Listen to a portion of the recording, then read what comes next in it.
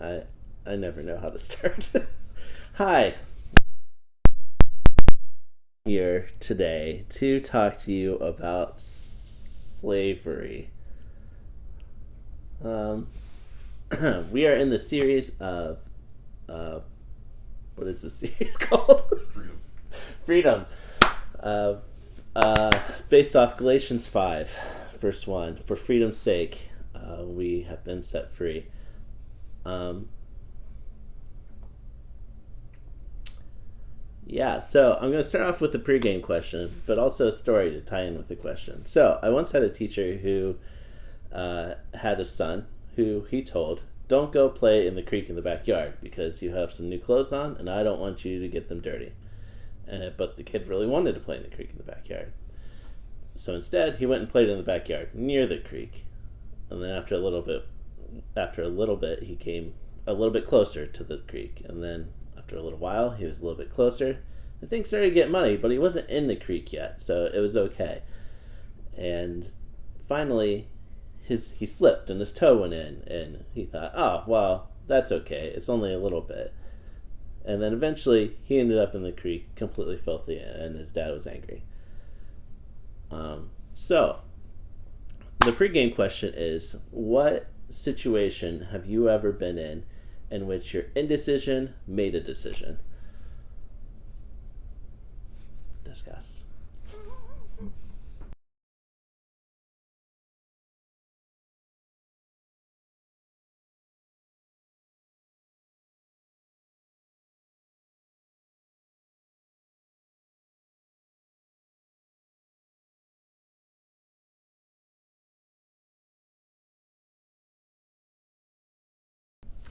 Okay, so in this passage in Romans 6:15 through 23, uh, we read about how we are no longer slaves to sin, but instead we have to become slaves to righteousness and to God. And that can seem like a hard saying because this whole series is about freedom. So why should we enter right back into slavery or servitude?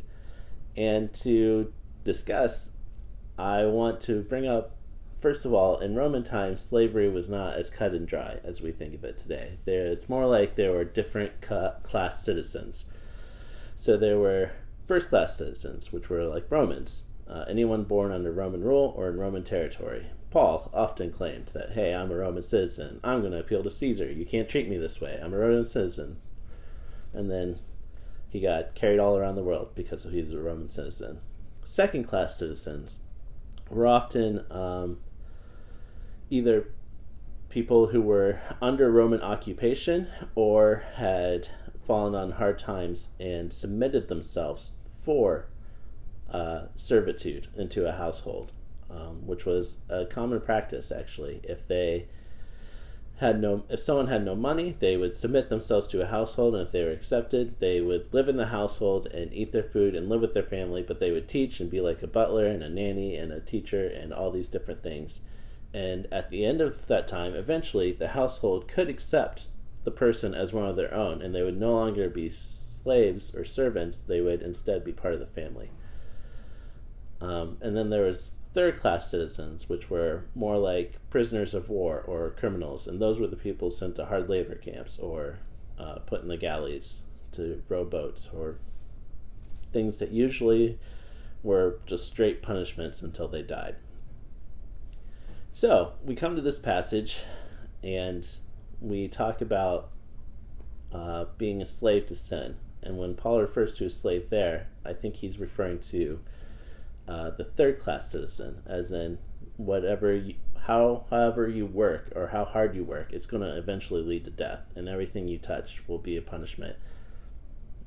Not exactly like that, but everything you do, its end result is just death. But the becoming a servant and putting yourself into bondage to righteousness and to God, he's referring more to like the second class citizen, in which you can become part of the family and become joint heirs with Christ in this.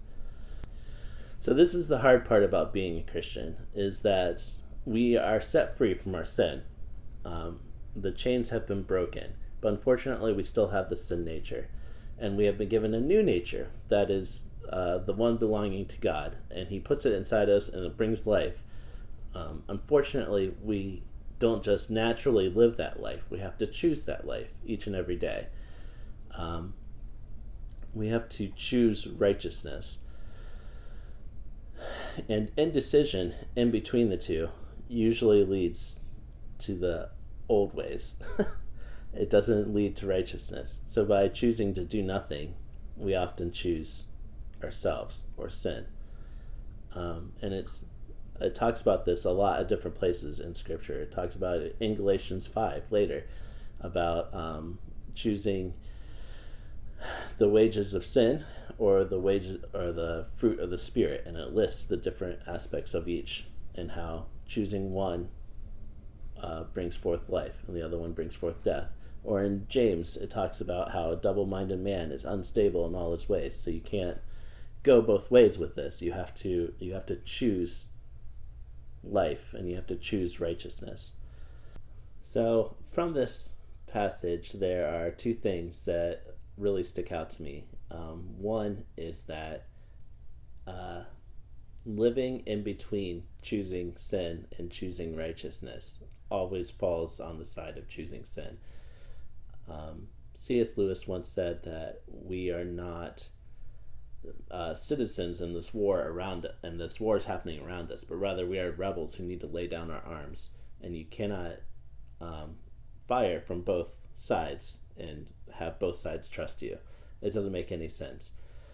You have to choose the path of righteousness. The second point is that how difficult it is to constantly choose the path of righteousness. There's a song lyric that I really like that says, I have no fear of drowning, but it's this breathing that's taking all the work.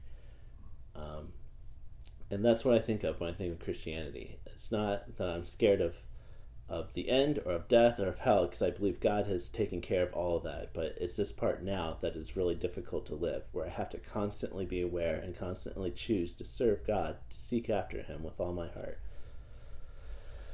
So, some questions for you to discuss. What class citizen do you feel like? Do you think, does everything just seem like a struggle and every action feel like it's leading to death? Do you feel like you are finding a family and finding a place and becoming joint heirs with Christ and becoming a son or daughter of God? Another question is, what are some examples where it's a struggle to choose righteousness? And shoot, I had another question and I just lost it.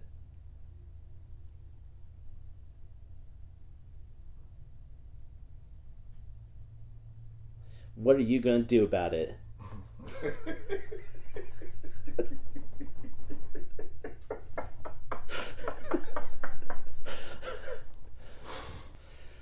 Okay, so in closing, Jesus said that you cannot serve two masters, for either you will love one and hate the other, or you will despise one and love the second. So you have to choose this day whom you will serve, as Joshua put it. It can be a real struggle, but that's why we have each other, and that's why we have the Holy Spirit, to help us find righteousness, to help us choose righteousness, and to become a slave to righteousness. So